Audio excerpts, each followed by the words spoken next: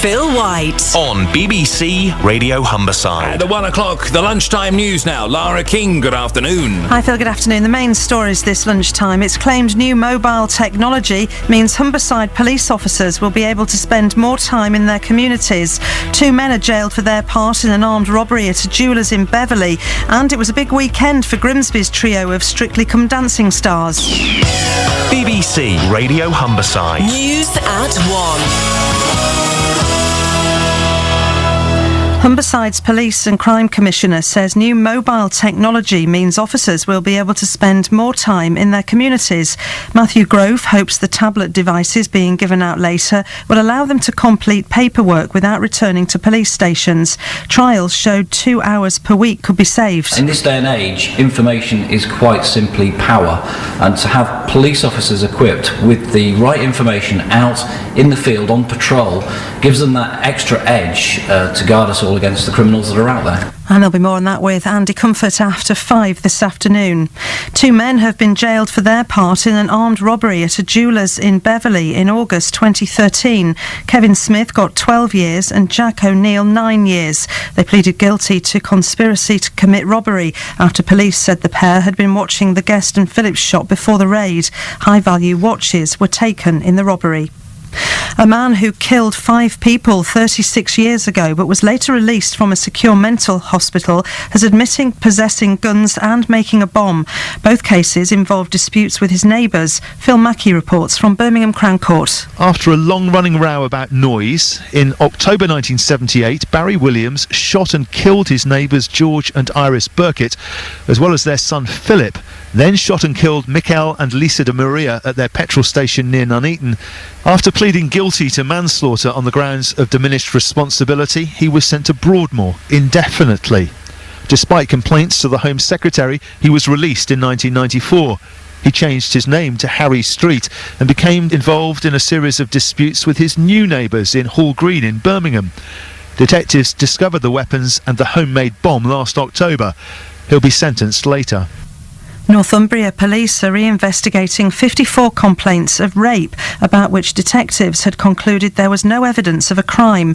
48 officers have been moved to other duties. The cases date back over the last 3 years. There needs to be a radical change of attitude if we're to tackle the problem of modern slavery. That's according to a leading academic in the study of forced labour in Hull. Dr Mick Wilkinson says more cases are appearing in our area and there aren't enough resources to currently combat the issue properly. The Gang Masters Licensing Authority, I believe that should be expanded into all areas of temporary labour, and its resources should be increased exponentially. You also need forced labour to become a policing priority in every force in the country, and sadly it's not. And thirdly, and I think this is crucial, we do need a one-off amnesty for these up to 800,000 undocumented migrants. Funding has been secured by the University of Hull to set up a research centre aimed at finding effective ways of tackling forced labour. Professor Kevin Bales is a professor of contemporary slavery at the university. A country like the UK could actually be a completely slave-free country. We could do that here. We have good, honest police. We have decent border controls. We have a lot of things going for us. If we put the resources and some political commitment behind it, this could be a slave-free country. A British businessman, Shrien Douani, has gone on trial in South Africa, accused of murdering his wife on their honeymoon. He's pleaded not guilty. 3 South Africans are already serving long jail terms for their part in the killing 4 years ago. Mr Douani fought a long legal battle against being sent to Cape Town to stand trial. From the court, here's Karen Allen. Shrien Douani, dressed in a dark suit, appeared composed and spoke clearly when he formally denied charges of murder. Seated to his right in a packed Cape Town courtroom were members of his own family. On his left, those of Annie, his 28-year-old bride, who he's accused of murdering.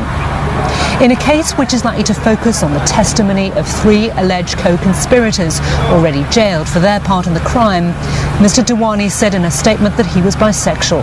The trial is likely to dwell extensively on the nature of the couple's relationship, but Mr Douani said that he was instantly attracted to Annie when they first met.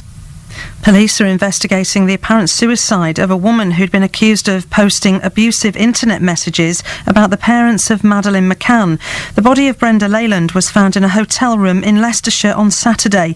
A few days earlier, she'd been confronted by a Sky News reporter who accused her of being an internet troll. Resurfacing work on the M180 has started again today, but the Highways Agency says every effort will be made to keep traffic disruption to a minimum. The eastbound side near Scunthorpe was closed in August, and the agency admitted it caused unacceptable delays. One lane is shut from today, and the work is expected to be finished by January. It was a big weekend for Grimsby's trio of Strictly Come Dancing stars. Kevin and his sister Joanne both got through with Frankie Bridge and Scott Mills, respectively, whilst Kevin's fiancée Karen Howard also made it through with Mark Wright. Kevin and Joanne's dad, Keith Clifton, says he's really proud of them. It's a very humbling experience with our kids being out there. It's, there's 10 million people looking at this programme, voting and spending money on our kids. It's extremely humbling. BBC Radio Humberside Sport. And all your lunchtime sport now from Tim Steer. Thanks, Lara. Good afternoon. Hull City manager Steve Bruce has praised the impact leading scorer Nikita Jelavic has had on his team so far this season. Jelavic's goal against Crystal Palace at the weekend was his fourth of the season, equalling his tally for the club throughout last year. And Bruce says he has worked hard to get his reward. He's been terrific all season. I thought last week against Manchester City he was excellent. It was good for him because he wants to be like every good number 9. He wants to score, and he's got himself in great shape, great nick, and that's all down to him and his attitude for it, because since he's arrived in 12 months he's got the heart the size of a bucket, and it's great when he scores a goal because he deserves it. Scunthorpe United manager Russ Wilcox says cutting out individual mistakes is the key to improving their form. Saturday's loss to Doncaster was the Irons' third defeat in a row, and pressure is mounting on Wilcox from some sections of the support. And he says the errors are hampering good performances. We've got to cut out these mistakes. It's happening week in, week out. It's hard to put your finger on how to address that because it's different personnel each week. It's different reasons. It's not just the same individual or down to shape or tactics or anything else. It's just down to individuals making wrong choices. Grimsby town boss Paul Hurst says his side are targeting victory against Altrincham tomorrow in order to repay the fans. Saturday's draw at Dartford came after a loss in their last home game to Southport. But Hurst admits it won't be easy after Altrincham defeated second place Halifax at the weekend. Great result for them. I think yet again there's been some different results in the league, and it's proving to be highly competitive from the bottom to the top. But we're at home. We know we want to put back right from Tuesday at home in front of his own fans. Cardiff City are set to announce the former Grimsby town boss Russell Slade as their new manager today. Slade had been working for the Bluebirds on a consultancy basis. On to cricket, and wicketkeeper Matt Pryor says he will have his right of reply to Kevin Peterson after his former England colleague criticised him today in a national newspaper. Peterson described him as being a disruptive influence in the England dressing room, and Pryor insists he's sad to hear the accusations, but he won't be responding to them today. The Marussia Formula One team have asked for patience and understanding with regard to further medical updates on Jules Bianchi.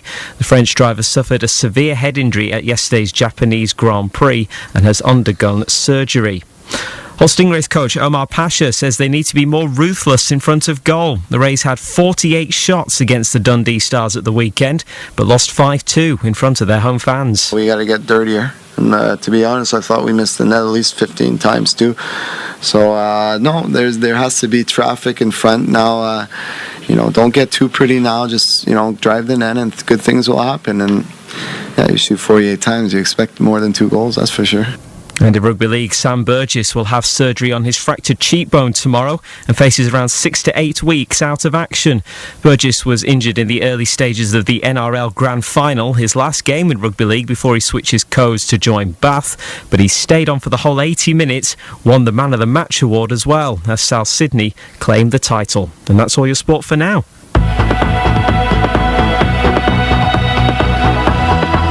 It's time for all your travel news, and here's Greg Edwards. In Scunthorpe, first of all, Simon gave us a call a little while ago to tell us about a tree falling across Ferriby Road. Now, the police tell us they've quickly moved that tree out of the way, so things should be back to normal there. The M180, meanwhile, daytime roadworks are underway now between Junction 2, the Belton turn-off, and Junction 3 at Scunthorpe, with a lane closure in both directions, but those restrictions should be lifted by about 3:30 this afternoon. Traffic on the approaches to the Myton Gate roundabout looking busier than usual according to our sensors. If you do spot any other traffic problems, call in if it's safe to do so on 0330 123 0182, and there's more online at bbc.co.uk/Humberside. Thanks, Greg. Let's get the latest lunchtime weather now. Here's Paul Hudson. A cloudy afternoon with further outbreaks of rain at times and feeling quite cold with highs of 11 Celsius, that's 52 degrees Fahrenheit. This evening and overnight, cloudy at first, still a risk of a bit of patchy rain, but it will become dry, some mist and fog later, lows of 7 degrees. A grey start tomorrow, it will brighten up with a risk of showers. And that's the latest news from BBC Radio Humberside. We'll have an update for you at 2. Very good, thank you very much. On your marks, get set, bake! It's the final week of the Great British Bake Off, and the oven gloves are off. Don't expect winning to be a piece of cake. I think they're fairly uniform, apart from that one. Half-baked ideas just won't cut it. I don't think it matters, to be honest. Don't tell Paul that. At this stage, good enough just isn't good enough. My layers of mascarpone are uneven. They're going to notice that. Oh, we'll notice all right. With just 3 bakers left, the heat is on high. The Great British Bake Off, the final, on Wednesday night at 8 on BBC One and BBC One HD. Can't wait. It's National Cake Week this week as well. Did you know that? This is Phil White on BBC Radio Humberside. I don't want any cake.